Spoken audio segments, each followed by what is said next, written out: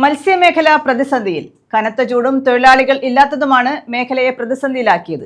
June 2-ാം വാരം trawling നിരോധനം ആരംഭിക്കുന്നതോടെ തൊഴിലാളികളും ബോട്ടുടമകളും കൂടുതൽ പ്രതിസന്ധിയിലേക്ക് നീങ്ങും. ചൂട് കൂടിയതോടെ തീരക്കടൽ മത്സ്യലഭ്യതയിൽ വലിയ കുറവാണ് ഉണ്ടായിട്ടുള്ളത്. ഉപരിതല മത്സ്യങ്ങൾ ആഴക്കടൽ ഭാഗത്തേക്ക് പോകുന്നതായി മത്സ്യത്തൊഴിലാളികൾ പറയുന്നു. മത്സ്യലഭ്യത കുറഞ്ഞതോടെ വിലയും വർദ്ധിക്കുന്നു. അയല, മത്തി, കിളിമീൻ തുടങ്ങിയവയും കുറഞ്ഞു. വിലയിലും വലിയ വർധനവാണ് ഉണ്ടായിട്ടുള്ളത്. ആഴക്കടൽ മത്സ്യബന്ധനം നടത്തുന്ന ബോട്ടുകൾ കടലിൽ പോകാത്തതിനാൽ കയറ്റുമതിയും കുറവാണ്. ഏപ്രിൽ മുതൽ ജൂൺ ആദ്യവാരം വരെയുള്ള സമയത്ത് മികച്ച രീതിയിൽ മത്സ്യം ലഭിക്കേണ്ടതാണ്. എന്നാൽ നെത്തോലി, കിളിമോൻ തുടങ്ങിയവ അപൂർവമായി മാത്രമാണ് ഇപ്പോൾ കിട്ടാറുള്ളത്. സംസ്ഥാനത്ത് ഏറ്റവും കൂടുതൽ മത്സ്യം ലഭിക്കുന്നത് വിഴിഞ്ഞത്തിന് വടക്കുഭാഗം മുതൽ കൊച്ചിക്ക് തെക്കുവരെയുള്ള കൊല്ലം ഫിഷിംഗ് ബാങ്കിലാണ്. വ്യത്യസ്ത ഇനം മത്സ്യങ്ങൾ കൂടുതലായി ലഭിക്കുന്നതും ഇവിടെയാണ്. സമുദ്ര താപനിലയിലുണ്ടായ ചെറിയ വ്യതിയാനം പോലും മത്സ്യസമ്പത്തിനെ ബാധിക്കുന്നുണ്ട്. താപനില കൂടിത്തുടങ്ങുമ്പോൾ മത്സ്യങ്ങൾ ഉൾക്കടലിലേക്ക് പോകുന്നു. ട്രോളിംഗിന് ശേഷമുള്ള സീസൺ പോലെ കൂടുതലായുള്ള മത്സ്യം ലഭിക്കുന്ന കാലമാണ് ഏപ്രിൽ മുതൽ ഉള്ളതെങ്കിലും മത്സ്യത്തൊഴിലാളികൾക്ക് ഇതിന്റെ പ്രയോജനം ലഭിക്കുന്നില്ലെന്ന് ബോട്ട് ഓപ്പറേറ്റേഴ്സ് അസോസിയേഷൻ സംസ്ഥാന പ്രസിഡന്റ് പീറ്റർ മത്യാസ് പറഞ്ഞു. പ്രതിസന്ധിയില്ലായിരുന്നെങ്കിൽ കയറ്റുമതി മേഖലയിൽ ഉൾപ്പെടെ വൻ നേട്ടം ഉണ്ടാകുമായിരുന്നു എന്ന് അദ്ദേഹം ചൂണ്ടിക്കാട്ടി. ഈ വർഷം ചൂട് കൂടുതലായിരിക്കുമെന്നാണ് നമ്മുടെ ശാസ്ത്രീയ വിഭാഗം പറയുന്നത്.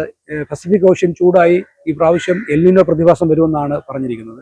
ഈ കഴിഞ്ഞ 2 വർഷത്തിന് മുൻപ് വരെ എൽനിനോ പ്രതിഭാസം ആയിരുന്നു നമുക്കുണ്ടായി. 2 വർഷം, ഈ കഴിഞ്ഞ വർഷത്തിന് മുമ്പുള്ള 2 വർഷവും എൽനിനോ പ്രതിഭാസം കാരണം മത്സ്യബന്ധന മേഖല ഈ സമാനതകളില്ലാത്ത കടുത്ത പ്രതിസന്ധിയിലൂടെ കടന്നാണ് കഴിഞ്ഞ വർഷം വന്നത്. കഴിഞ്ഞ വർഷമാണ് അത് എൽനിനോ എന്ന് മാറി ലാനിനോ പ്രതിഭാസത്തിലേക്ക് വന്നത്.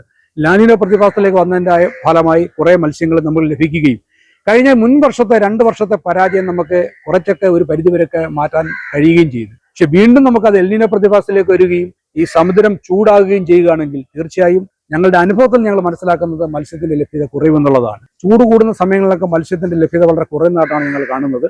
ഞങ്ങളുടെ അനുഭവം അങ്ങനെയാണ് ഞങ്ങൾ പഠിപ്പിച്ചിട്ടുള്ളത്. അതോടൊപ്പം തന്നെ ഇപ്പോൾ ഞങ്ങൾക്ക് ഈ മത്സ്യബന്ധന മേഖലയുടെ ഏറ്റവും നല്ല സീസൺ എന്ന് പറയുന്നത് ജൂൺ, ജൂലൈ, ആഗസ്റ്റ് മാസമാണ്.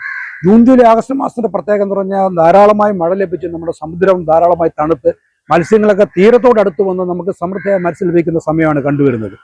മണ്ണെണ്ണ വില വർദ്ധിച്ചതിനാൽ ഇൻബോർഡ് യാനങ്ങൾ കടലിൽ പോകുന്നില്ല. 103 രൂപയായിരുന്ന മണ്ണെണ്ണയുടെ വില 155 രൂപയായാണ് വർദ്ധിച്ചിട്ടുള്ളത്.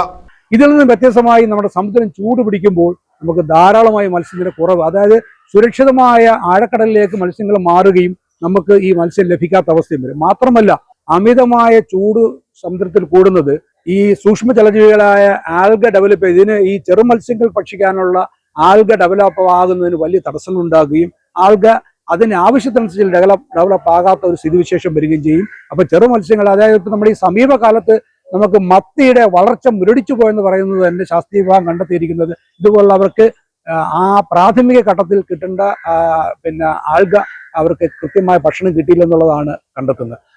ന്യൂസ് ബ്യൂറോ, കൊല്ലം.